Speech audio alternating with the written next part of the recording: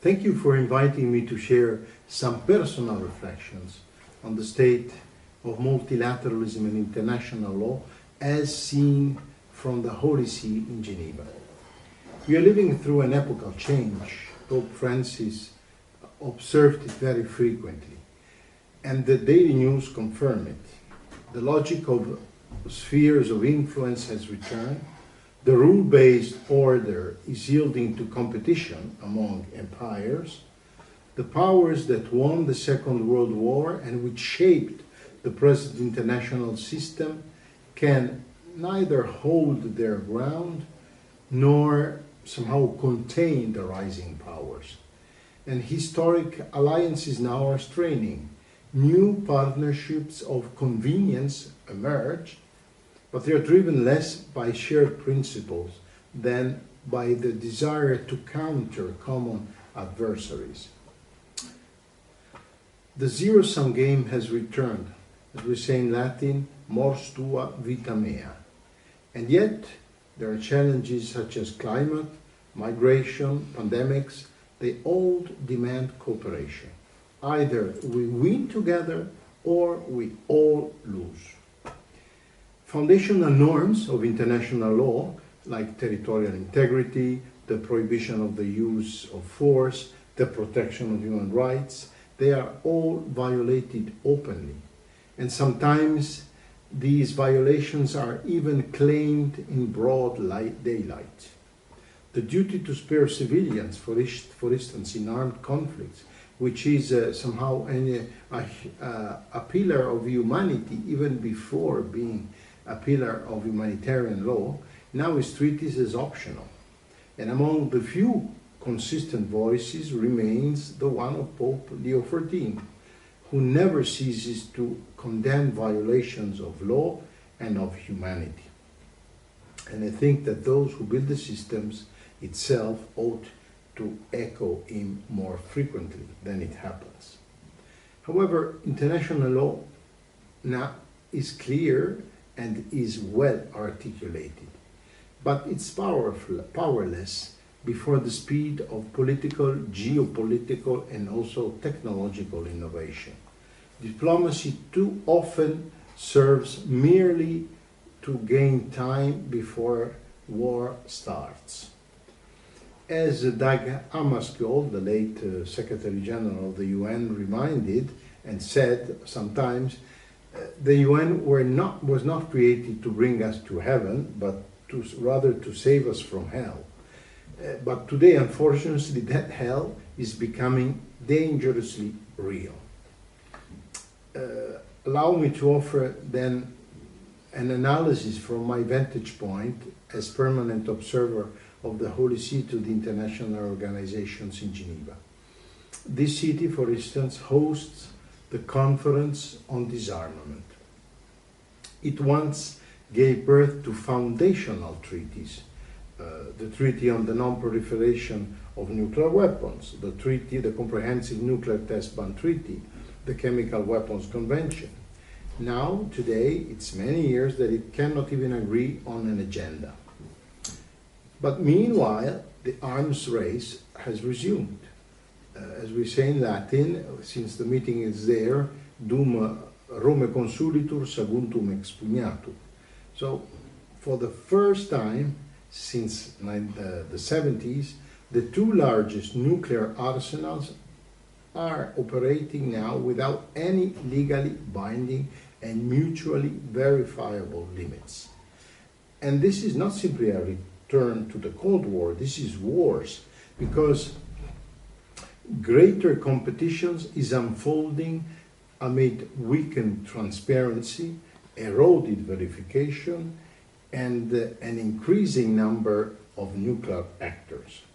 The rhetoric of the nuclear recourse, to take another dimension, which is repeated too often, now risks becoming a self-fulfilling prophecy.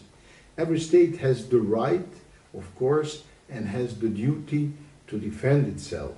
But how much trust, how much lasting peace is built by the strengthening of nuclear arsenals? already in his Christmas address of 1951, so that is exactly 75 years ago, Pope Pius XII warned that peace is born not only of material disarmament, but above all of moral disarmament. Hatred and the thirst for prestige and power must first be disarmed. International law possesses the conceptual tools to govern the use of force. However, their effectiveness depends on the will of states and on the renewed awareness that global security is by its nature indivisible, and therefore it must be necessarily collective. If we turn to another dimension of international community that we follow here in Geneva, is trade. International law now, they also in that area is no less fragile. The World Trade Organization, which is based in Geneva, still governs most of world commerce, but its coverage has fallen in the past year from 84% to 72%, which is a vertiginous decline. The recently concluded 14th Ministerial Council produced no substantive agreement. Agriculture, e-commerce, organizational reforms, they are all blocked by crossed vetoes. The paralysis of the appellate body and the rising recourse to unilateral measures are making uniform applications of the rules increasingly elusive. So, this all to say that distrust is growing and isolationism is taking hold. The law of the strongest, unfortunately, also in the trade area, is displacing the strength of the law. And then if we turn to the third pillar of the UN, which is human rights, probably you all know that Geneva is somehow the normative heart of this domain. Yet, today, even the load-bearing beams of the international systems, like the Universal Declaration of Human Rights, the two covenants, the human rights treaties, they are no longer treated as a shared language. They are not considered as a common program. They are rather reinterpreted or selectively invoked. So multilateral diplomacy, unfortunately, for those who are here and participate in meetings, sometimes becomes a laboratory cut off from culture, history, faith, and also the very reality of peoples, claiming to construct somehow an abstract and ideological humanity, which is far from the real concerns of ordinary people, fixated on the rights, at times merely presumed rights, but however fixated on the rights of individuals, severed from their nature and from their duties to others, especially duties towards the most fragile. Then there is the other basket. I mean, let's think of the proliferation of the so-called new rights, which are just presumed rights. However, this proliferation, because desires cannot be the source of rights. However, this proliferation is restricting the exercise of fundamental rights, and this is a paradox. As I was saying, desires cannot be the source of rights, and is the structure of the human being is. And to deny this foundation is to sever being from truth, and ultimately from the good. If everything is relative, then dignity itself becomes negotiable, and rights without duties hollow out the very idea of freedom. International law draws its effectiveness from the consent of states, as we know, and from the mutual recognition of binding norms. But where this conviction fades, force replaces justice, and the conviction grows that peace can only come once the other has been annihilated. Cardinal Secretary of State Parolin recently warned that preventive wars risk setting the world ablaze. So the regression, this regression of the international order is somehow a juridical problem for sure, as I try to give some evidence, but I think, and this is what the Holy See often stresses, first and foremost is a moral one, is a moral problem. Because power without virtue leads to unilateralism and abuse. And peace becomes merely the pause between two wars. If we want to wrap up, I think the thread that can and should hold it all together, peace, rights, cooperation, development, the thread is one, is the recognition of human dignity.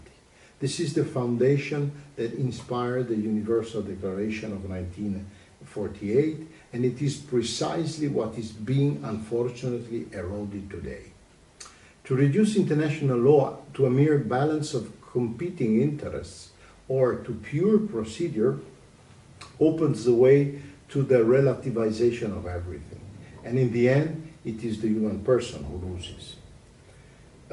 For, let's say, light to return, law must not be disconnected from reality, which means must not be disconnected from the nature and therefore the truth of persons and facts, and from the search of the common good. History itself teaches that the good of the other is also good for me. This is the very foundation, if we think about it, the very foundation of the multilateral system and the path that we must take to avoid the temporary eclipse of internet, or even the prolonged twilight of international law.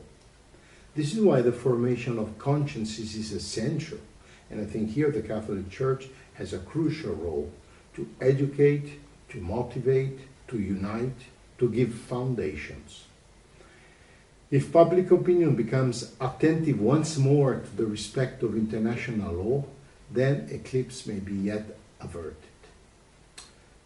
I think that only thus can the light of law, of peace, and of truth shine again in a world that more than ever needs it to survive.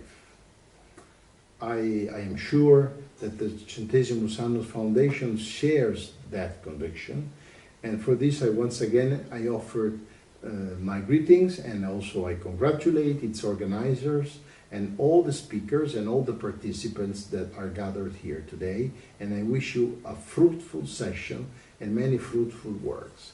Thank you very much, and all the best for your endeavors.